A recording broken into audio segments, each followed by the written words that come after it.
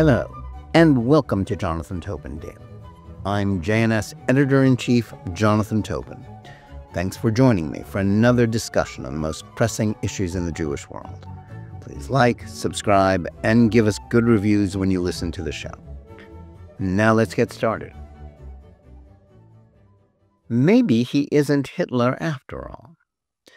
That's the upshot of the announcement by political talk show hosts Mika Brzezinski and Joe Scarborough after they journeyed to the Mar-a-Lago estate in Florida this past weekend for a chat with President-elect Donald Trump. The pair is being roasted by critics on both the right and left, including staffers at their own network, for seeming to back away from their claims that Trump is a fascist seeking the destruction of democracy. Despite all that, they were right to journey to his Florida resort, even if it meant subjecting themselves to catcalls about kissing his ring. More to the point, their example ought to be emulated by those who look to them for political guidance.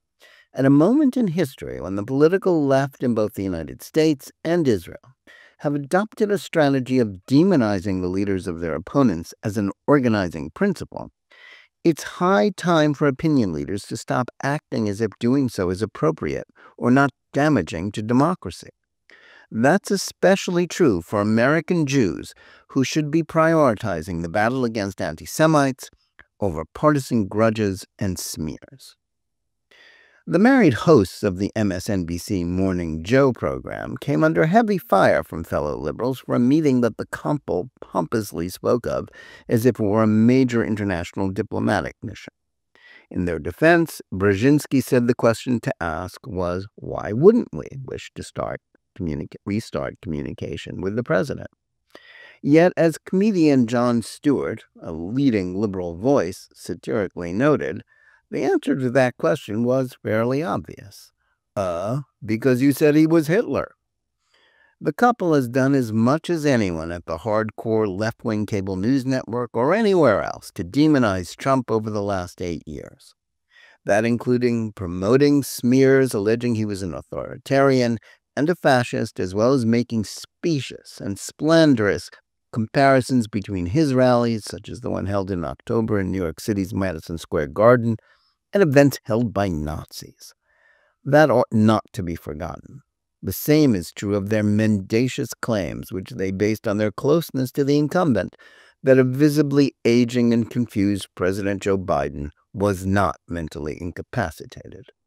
They only backed away from that lie once Biden's problems became obvious in his disastrous June 27th debate with Trump.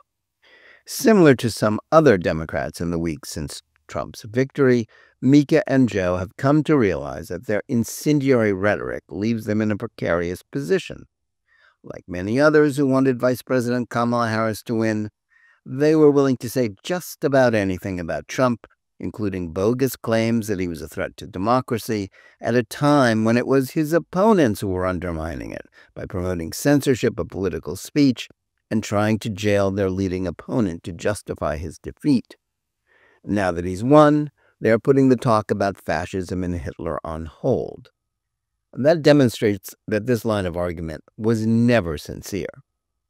They are being widely lambasted by those on the right who have called out their hypocrisy, as well as their preposterous claim that they aren't seeking to normalize a person who, after all, just won a presidential election. As absurd as they might be, it's good television optics after all, the stars of what many can still consider to be the leading political talk show on cable are right.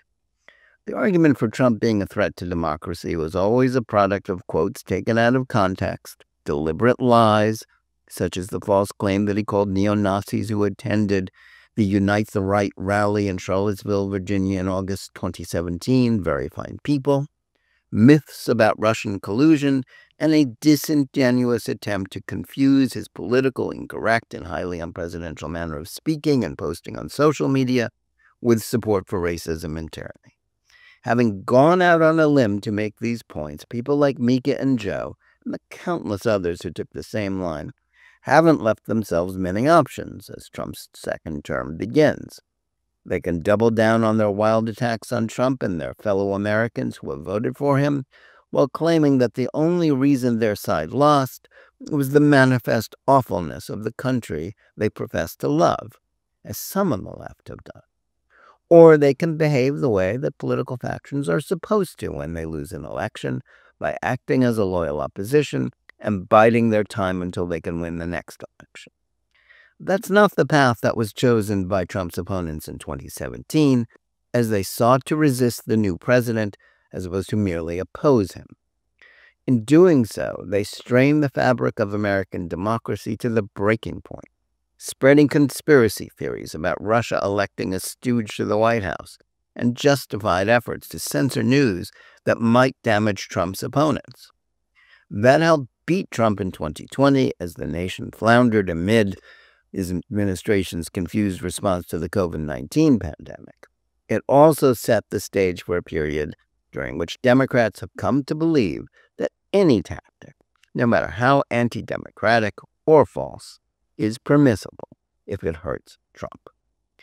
Even after his victory earlier this month, they can continue along those lines by treating his justified efforts to strip the administrative state, an unelected fourth branch of government that is both a partisan stranglehold for Democrats and the authors of a growing body of law in recent decades, of its power as evidence of his fascism.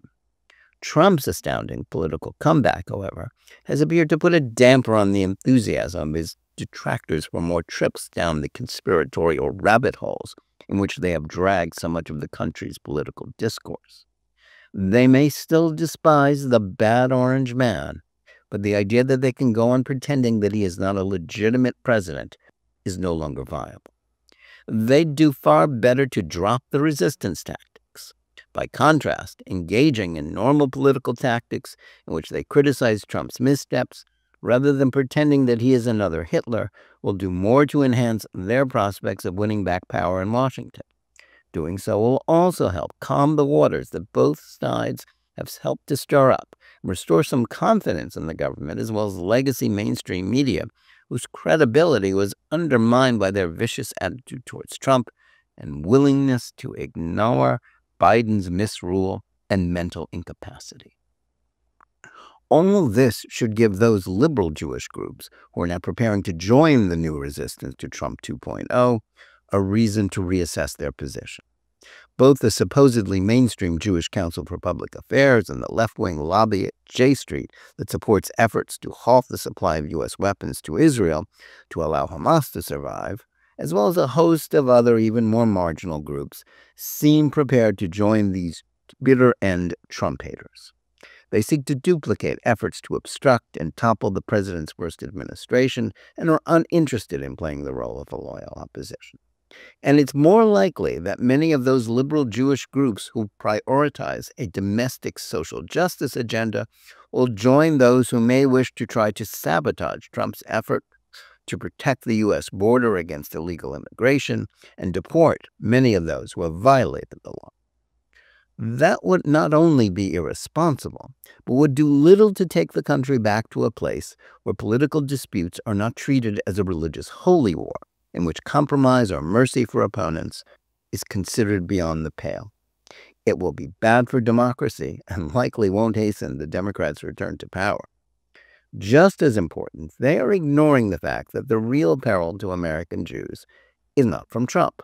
Love him or hate him, efforts to tie him to anti-Semitism or to claim that he is a fascist are false.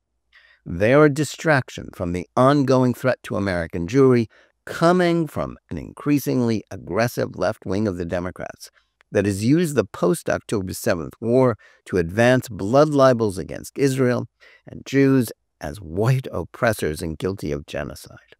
By doubling down on lies about Trump and his voters, a group that includes the not insignificant number of Jews who voted for him in states like New York and Florida in greater numbers than before because, among other reasons of his sterling record as a friend of Israel, as fascists and allies of Nazis, liberal Jewish groups will be undermining attempts to do something about an unprecedented surge of anti-Semitism in this country and beyond. The reality of the post-October 7th era is that American Jews need to stop prioritizing partisan politics over their obligation to fight back against the scourge of Jew hatred on the left as well as on the far right. It's long past time for the Jewish members of the anti-Trump resistance to stop playing politics and start fighting the real bad guys, including those they might otherwise consider their political allies.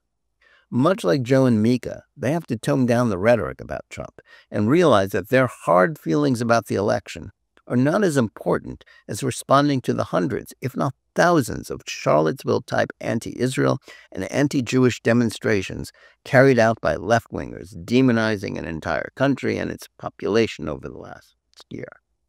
Those who think that sabotaging Trump is more important than fighting left-wing Jew haters will only give undeserved assistance to those who seek Israel's destruction and the silencing of American Jewry.